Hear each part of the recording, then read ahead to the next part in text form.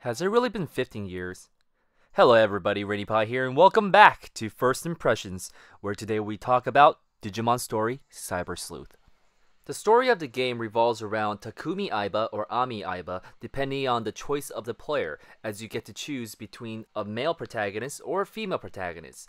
You also have the choice of changing the name of the characters if you want to. Keep in mind, this is a First Impressions video, which also means that everything I say is not fully complete.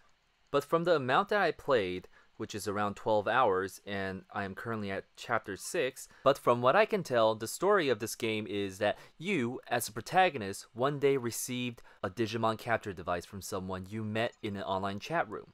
From there, you traveled to the lowest part of Eden, where several unforeseen events occurred, resulting in your body become half-digitalized data body, awakening an ability called the Connect Jump within you, allowing you to transport yourself in between worlds from the real and Eden. Now, this is a very standard JRPG game that allows you to travel in between planes. In the real world, you complete quests and do various things.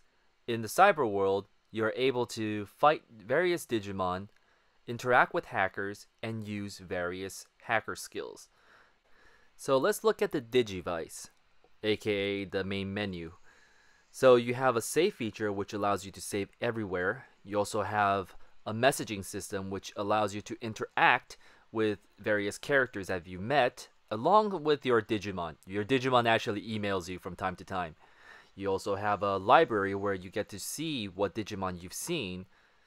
It's pretty up to date where you can see with the Digivolution and all that stuff.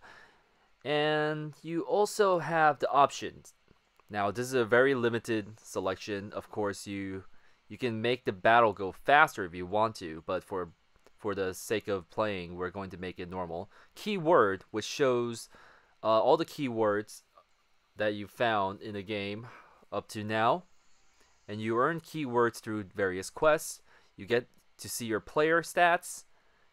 Your player does level, as well as the skill that you acquired. And these are called hacker skills. And these hacker skills will help you throughout your journey as you unlock doors. At some point, you have to stealth through various parts. As well as you can also redo a refresher through the tutorial. The item menu allows you to heal your Digimon, give them supplements, as well as increase your memory, because your arsenal of Digimon will be very lacking, as early on you won't even be able to carry one Digivolution pass rank 2. Here you can see the Digimon selection screen, which allows you to change up the battle party, because you can only have 3 Digimon as your battle party, where the rest are part of reserve, as well as change up the skills, check their status, and that's pretty much it for the main menu. So without further ado, let's get into the laboratory then. So this is the lab. It allows you to change up your Digimon, and this specific kiosk allows you to upgrade your Digimon. The first selection allows you to move your Digimon from the farm to your arsenal, as well as your reserve Digimon can also be put back into the farm and all, etc. The second selection allows you to upgrade or devolve your Digimon. So it's probably the most important thing in this game. It allows you to change up your Digimon, making them stronger. And the way you gain new Digimon is slightly different from most games. I will show you it later, but this is where you hatch the Digimon egg in order to, after you gain enough data about Digimon through combat. So let's just take a look at the menu a little bit more. All the Digimon seems to have multiple Digivolution as well as branching paths. So I'm not sure what happens later on as you get to higher tier Digimon, but from here what you're about to witness is me hatching an egg, a very, very cute egg. So here it comes. Oh, isn't that a cute Digi-egg? And did I really choose that Digimon to hatch? Okay, that was totally dumb of me. I should have picked something cuter. Sorry guys. I guess next on my list is upgrading your Digimon. Now, all the Digimon has a prerequisite in order to level up, so you have to have to see the list, which I'm showing you right here, and some of the prerequisites are stat based, friendship based, level based. So you have to complete all that in order to achieve a full Digivolution, as you're seeing right here. I have a really bad taste in choosing Digivolution today. I don't know what's going on, but okay.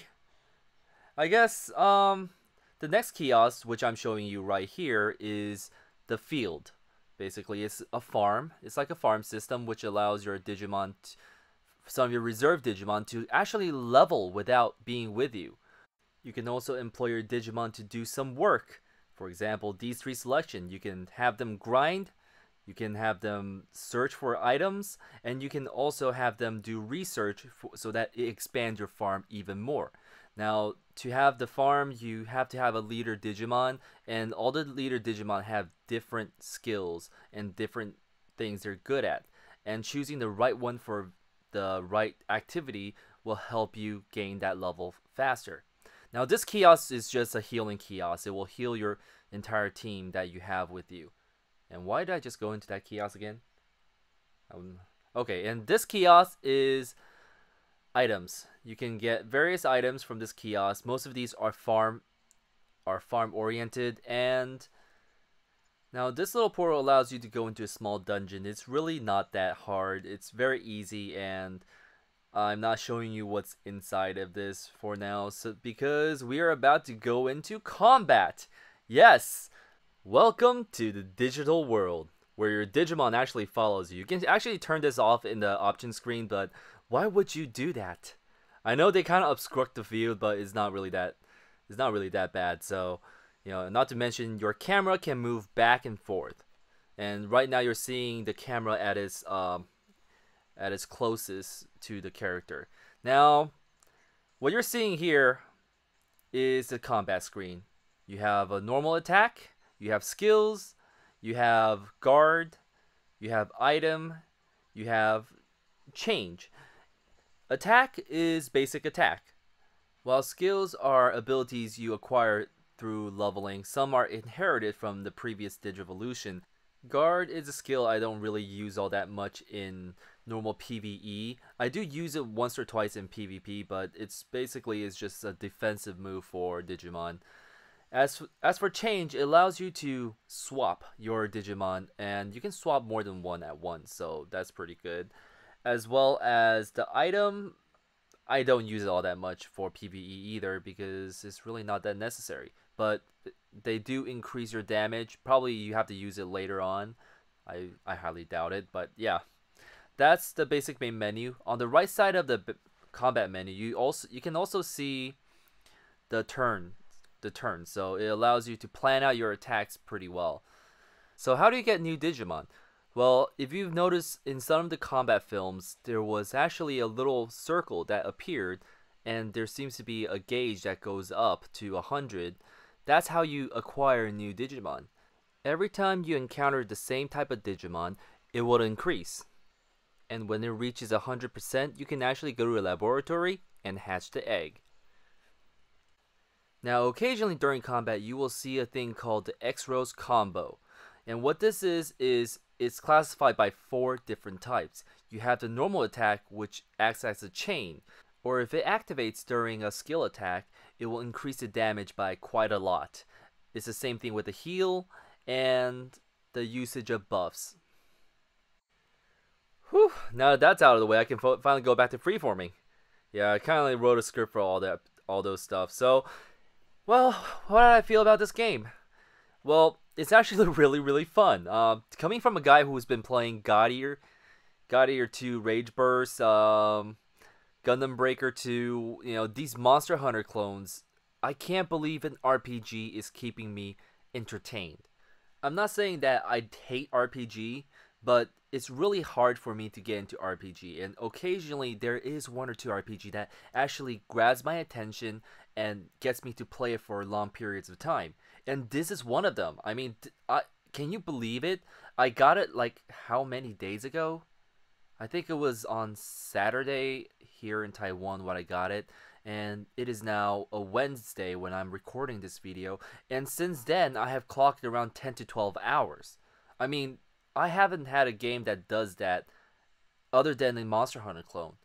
And I gotta say, definitely a really, really good game if you can manage to import it. I'm not sure if this is going to get localized, but this is a really, really fun game if you are a Digimon fan.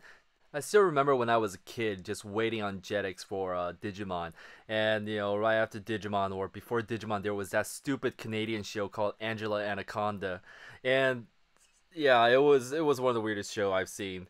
But Digimon has always been true and dear to my heart, and while I never did get past the after the fourth season of Digimon, I still really like the show.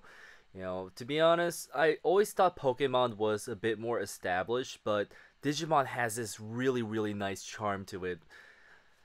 Can you believe it's been 15 years since Digimon came out? Seriously, I feel kind of freaking old right now. But yeah, wow.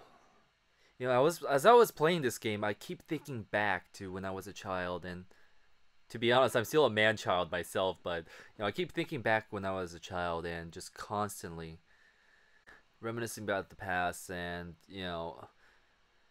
one of the things that I remembered was when I was in middle school, I had a friend named Alan, and we went to a thing called science camp together, and it was this really weird camp that we go to the Angeles Forest in California, and basically we spent around a week getting in touch with nature, just walking up and down the forest and going through different ecosystem. And I remember specific playing with him. It's like whatever he does, we were just pretend we're some type of Digimon. Just like, okay, I am whatever Guanomon or something. It was the weirdest thing. And, as I was playing this, I remember that part of my past, and so you might have to take some of what I say into with a little more grain of salt, especially for this video, because I am kind of biased right now because of all the good things I remember with Digimon.